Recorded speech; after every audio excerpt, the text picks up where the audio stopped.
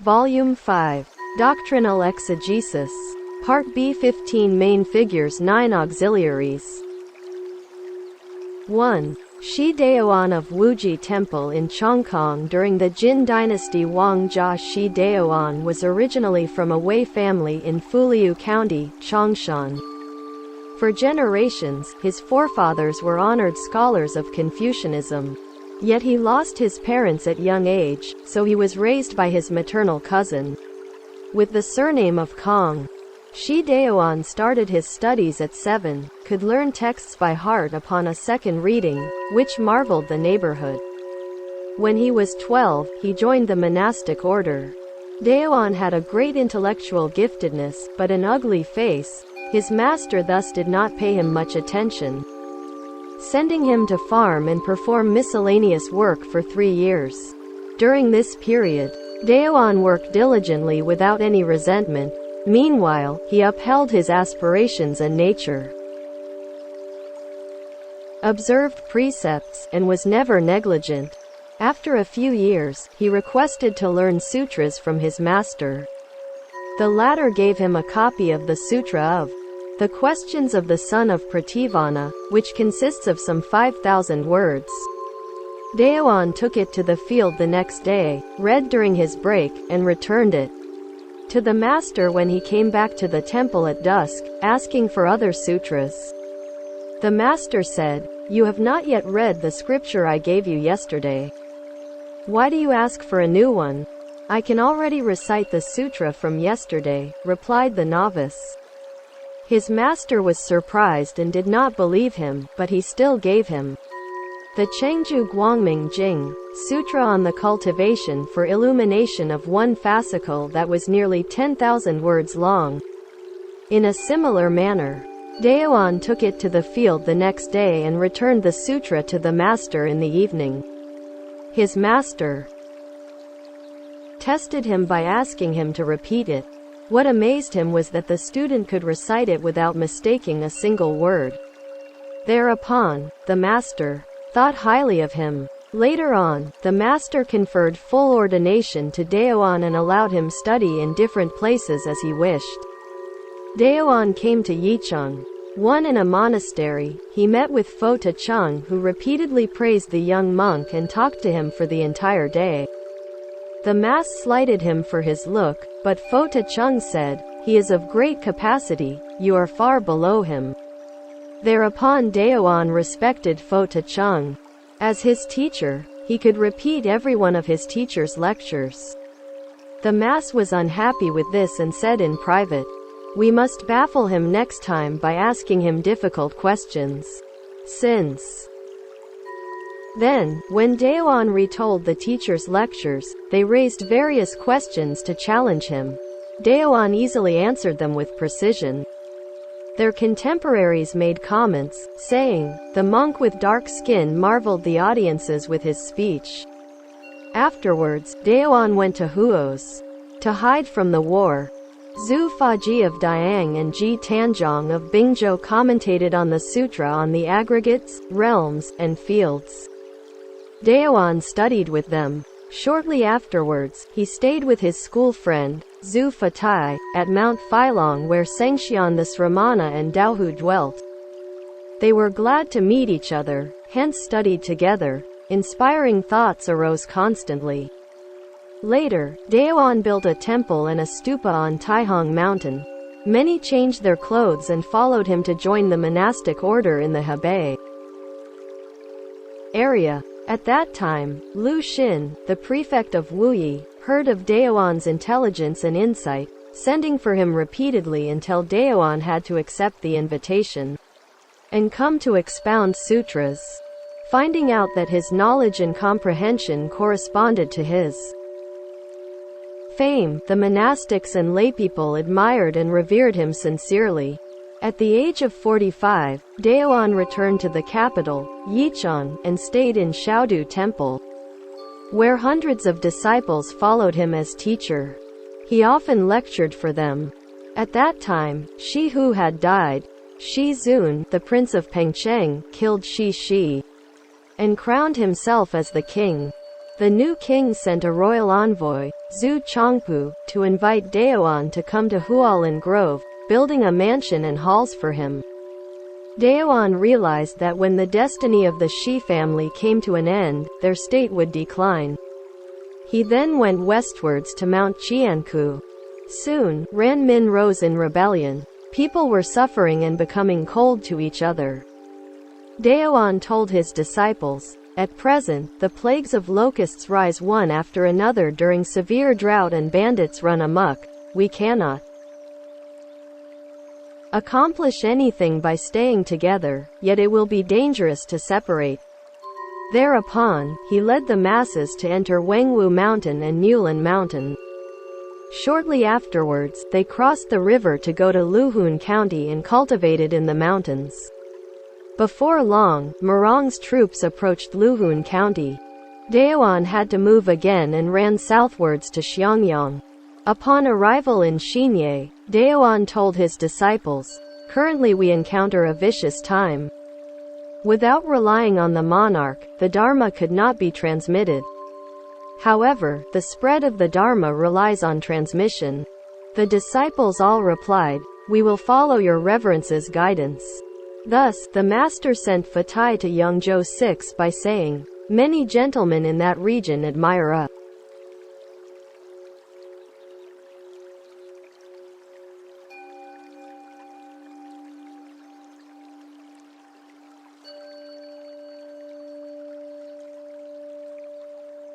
graceful life. Fahi should go to Sichuan. The mountains and waters would facilitate cultivation." Dao'an then continued this journey to cross the river with Wei Yuan and about 400 other people. When traveling one night, thunder showers poured down. They marched under the lightning.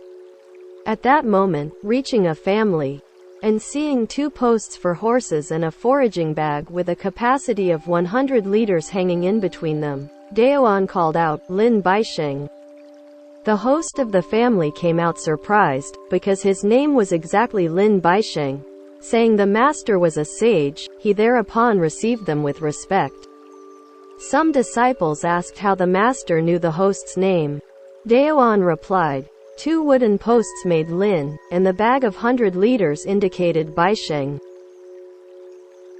Upon Dao'an's arrival in Xiangyang, he restarted his lectures on the Dharma. Buddhist scriptures had been translated a long time prior, yet errors existed in the old versions, which led to the misunderstanding and eclipsing of the profound doctrines. These defects turned the common practice of sermons into the recitation of the sutras and explanation of their general idea. Dao'an had read a wide range of classics and was able to expound subtle and profound meanings by using different sources. The commentaries he wrote for the wisdom scripture of practicing enlightenment, the Secret Teachings Sutra, the Great Sutra on Mindfulness of Inhalation and Exhalation, and other sutras revealed more comprehensive meanings than previous texts while analyzing the difficult points for understanding, totaling 22 fascicles. The literature was logical, easy to understand, smooth, and precise. The truth was finally unveiled. The works that could reach this level started to emerge from Dao'an. Since the Han Dynasty, Buddhist texts transmitting to China, particularly from the Wei Dynasty to the Jin Dynasty, gradually became more abundant. However, the names of those who spread the sutras remained unknown and later generations failed to find their origins and times. Dao'an hence catalogued a great compilation of scriptures, marking the time and transliteration of each text and commenting on the new and old versions. This text was the catalogue of sutras. By virtue of his efforts, Buddhist learners could study with reliable evidence. Monastics and laypeople ran to Xiangyang from all directions to learn from Dao'an. Huan Lengxi, the general of Zhengxi, oversaw Zhongling at that time and invited Dao'an to come stay in Zhongling. When Zhu Shu ruled the troops in Xiangyang, he asked the master to return to Xiangyang. Due to the small size of Bema Temple, Dao'an built another monastery, named Tengxi Temple in the land of Zhongyin of Qing. Notable families and gentlemen all sponsored the construction, thus a 5-story stupa and 400 rooms were built. Yang Hongzong, the prefect of Liangzhou, delivered copper weighing over 10,000 pounds and planned to cast a plate for receiving Amrita. Dao'an told the prefect, Fatai was already going to cast the plate. I would like to melt the copper to make a statue of the Buddha. What do you think? Yang Hongzong happily agreed with this idea. Thereupon, by fundraiser and dana, a shining, solemn, 16-foot-high statue was constructed. Dao'an's great vow had been fulfilled. He thus told everyone, I have no regrets. Even if I die tonight. Fu Jian sent a special envoy to deliver a 7-foot-high, foreign, gilt statue in leaning posture, and one of each of these items. A gold sitting statue, a rosary matria statue, an embroidered image of gold thread, and a knitted image. When the lecture on sutras was held, the images would be exhibited and decorated with streamers, glittering rosaries, burning incense, lamps, and flowers. At the sight of this, all those who stepped into the hall revered with piousness. A bronze statue that was a foreign offering but in a strange shape was not paid homage sincerely by the masses. Dao'an said, This image is excellent. Only the hair bun is imperfect. Then he asked his disciples to recast the bun with fire. After the improvement, the statue was shining and lit the entire hall. Looking closely at the bun, it contained a piece of sarira. Hence the mass felt guilty and admired the master. Dao'an said then, Since this statue contains a holy sign, it is unnecessary to redo. Thus no one proposed to recast it anymore. Wise men indicated that Dao'an knew the existence of the Buddhist relic from the beginning. By this means he unveiled it to everyone. At that time, Shi Zhaoqi of Xiangyang was known for his unparalleled eloquence. Before Dao'an's arrival, he had already heard of the master and wrote to Dao'an for goodwill. Your reverence practices in the right path and understands inner harmony. Thus your kind exhortations emit to the public, benefiting both monastics and laypeople. Since the Buddha Dharma has spread to the East for over 400 years, it has become the belief of many people, even those among diligent kings. However, Chinese traditional teachings have circulated prior to that. Ordinary people could not grasp all the essences when shifting to the new faith. Recently, Buddhism is flourishing in an unprecedented manner, as what the proverb says, when great Dharma is about to arise, eminent bhiksus should descend. Your reverence is the role model. In this circle, preaching widely, monks in this area all look forward to your teachings. If your reverence could come eastwards to our locale, shine in this land. Mount on the high seat decorated with 7 kinds of treasures, demonstrate the light of wisdom, shed amrita to the grass, and plant sandalwood trees on the river banks. Thereby the great religion of Tathagata will be revered in the present day, and the profound and subtle laws will inspire the new generation. The rest of the lengthy letter is omitted. When Shi Zhaoqi learned about the arrival of Dao'an, he requested an interview right away. Sitting down, he presented himself as Shi Zhaoqi of the 4 Seas. Dao'an replied, Shi Dao'an of the entire sky. Their contemporaries all believed this was a perfect antithetical couplet. Later, Shi Zhaoqi sent 10 pairs during a meal of the Mass. Shi Dao'an randomly cut and distributed them in person, and everyone got a piece, each neither more nor less. Shi Chao of Gaoping sent 10,000 liters of rice and a letter of several pages to show his respect. Dao'an replied, Your offer of 10,000 liters of rice reminds me of the inspirational saying, life must rely on food and clothes and is thus full of afflictions.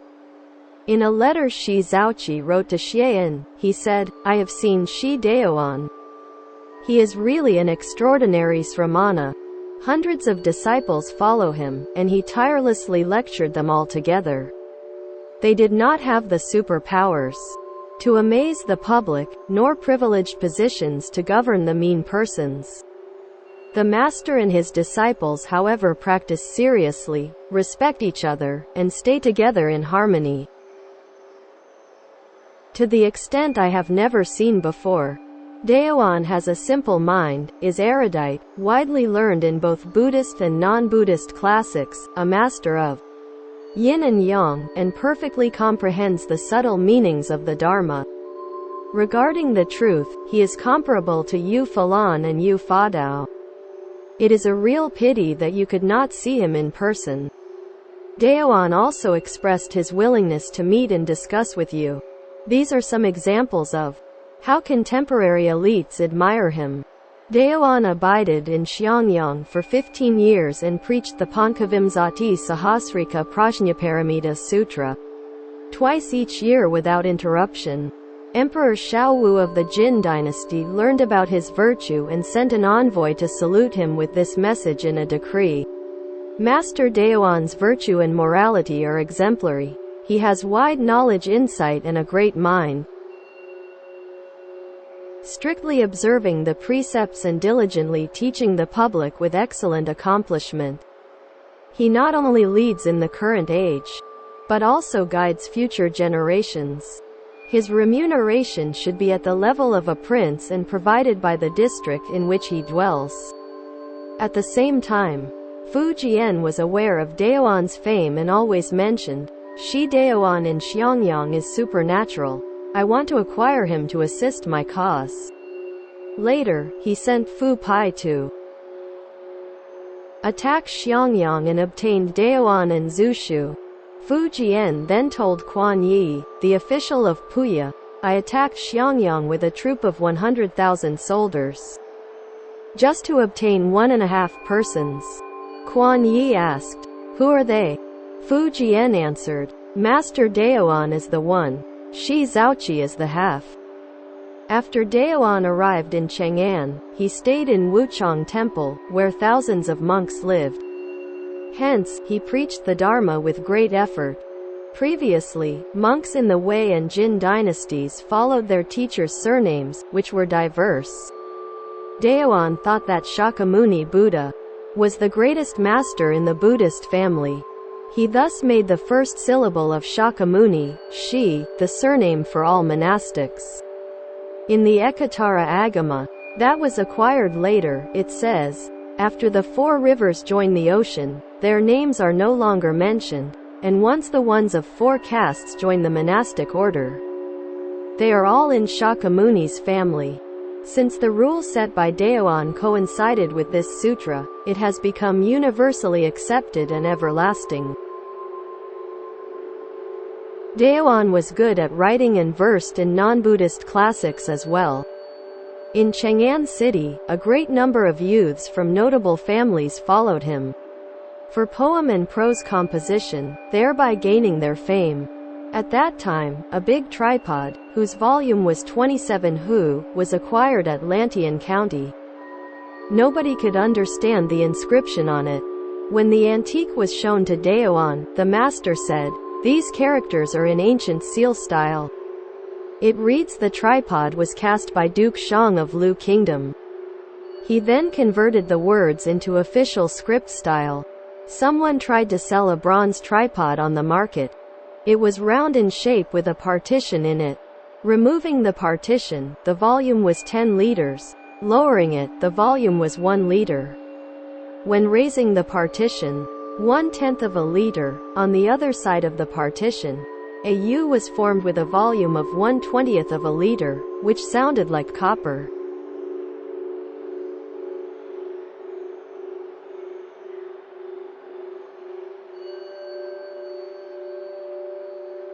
Bell. Inscriptions were made on the body.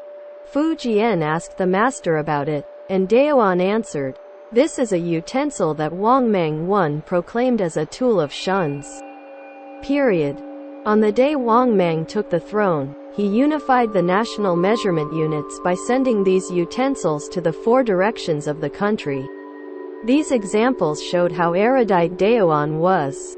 Thus, Fujian issued a decree that all scholars should consult Dao'an if they had questions in both Buddhist and non-Buddhist fields. A saying became popular in the capital: if you do not follow Dao'an as your teacher for research, the commentary you compose would not be convincing. Previously, Fujian suffered turbulence caused by the Shi family of the later Zhao dynasty. However, at that time, society regained wealth and temporary peace. Under Fujian's government, the territory reached the oceans to the east, to the west Kucha was annexed, to the south Xiangyang was included, and to the north it reached the Great Deserts. Only the area of Jianye was still independent. Each time Fujian discussed with his officials, he repeatedly expressed his willingness to conquer that corner, making the emperor of the Jin dynasty his official of Puya and Xie and his official of Shizong. Fu Rong, the younger brother of Fujian and Duke of Pingyang, tried to stop him with officials like Shi Yu and Yuan Sha, but they failed to change his mind. Believing that Dao'an was the one that Fujian trusted, they therefore requested to Dao'an, "His Majesty intends to attack the southeast, would you not say a word for the sentient beings?" One day, Fujian toured Dongyuan Garden and ordered Dao'an to ride on the same coach with him. Quan Yi, the official of Puya, dissuaded. "I heard that the emperor should be accompanied by the official of Shizong.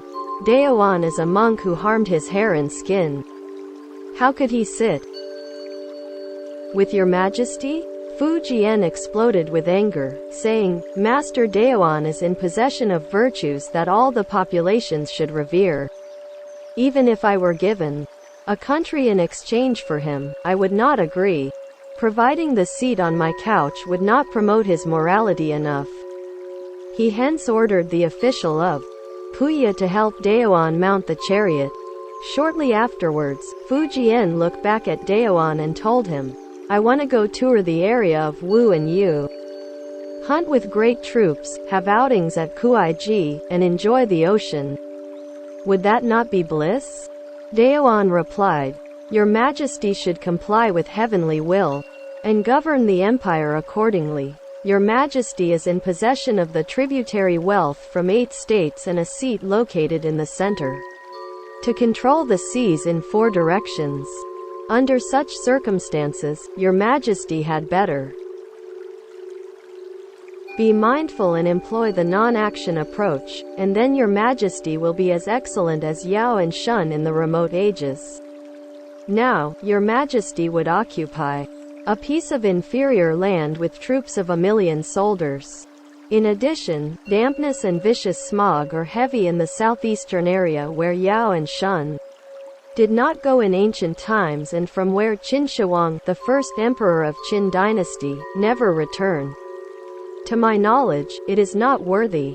The Duke of Pingyang from the imperial family and Shi Yu, who is in an important position, would not think it is feasible. I am just a humble monk. Surely your Majesty would not listen to me. Whereas I receive your Majesty's trust and honor, must exhaust my honest advice." Fujian returned, "It is not because the lands and populations of my territory are insufficient. I want to test the heavenly will and determine on which side fate dwells. Complying with the seasons to hunt is seen in the historical records. According to your statement, there are no records in regards to the emperor's visits in all directions and to observe local customs, is there?" Dao'an answered, "If your Majesty insists on these actions, please go to stay in Luoyang first with the military forces, accumulate power, and show deterrence. Summon them to surrender. It would not be late to attack them if they do not subdue themselves." Fujian did not take this advice. and sent Fu Rong, the Duke of Pingyang, as vanguard to depart with a crack army of 250,000 soldiers, himself leading an infantry and cavalry of 600,000 to follow. When the enemies arrived, the Jin army battled with the troops led by Xie Shi, the general of Zhenglu, and Xie Zan, the governor of Shuzhou. Consequently, the vanguards of Fu Jian's army encountered a debacle to the west of Mount Bagong. The troops of the Jin army chased after their enemies for 15 kilometers, and the dead bodies pillowed each other. Fu Rong was killed in the battle, and Fu Jian ran back alone, as what Dao'an presumed. Dao'an wrote commentaries on various classics frequently. Out of concern for inaccurate comments, he made this vow: if what I state cannot explain the subtle laws in the right way, please let me meet with virtuous and auspicious men to learn. Whereupon he dreamed of a foreign Sramana with white hair and long eyebrows, telling him, the commentaries you made correspond well with the Dharma. I am not ready to enter nirvana, living in the western regions. I shall help you transmit the teaching, and you could often offer food for me. Later, the Dasa Banavara Vinaya spread to China. Master Weiyuan then realized that the one his teacher dreamed of was Pindola. Thus, Dao'an erected a statue for the Arhat and offered food to him, and this gradually became a regular ritual. Since Dao'an was respectable to everyone and knowledgeable in the Tripitaka, he made a code of conduct as well as Buddhist rules for monks and nuns. They could be summarized in 3 aspects. First, the rules and disciplines for the offering of incense, seat arrangement, and sutra lectures. Second, daily cultivation, food and beverage taking, and time informing. Third, the procedure of pasada for repentance. All the Buddhist temples in the country applied these regulations. With some disciples, including Dao'an often prayed in front of a Maitreya statue to be reborn into Siddha heaven. On the 27th day of the first month, in the 21st year of the Jianyuan period under the former Qin government, a strange-looking monk with a grotesque physiognomy abruptly requested a stay in the temple.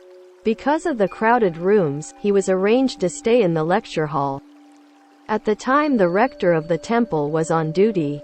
In the hall, he saw the strange monk in and out through the window crack, reporting to Dao'an immediately. Greatly surprised, the latter saluted the stranger and asked about the purpose of his visit.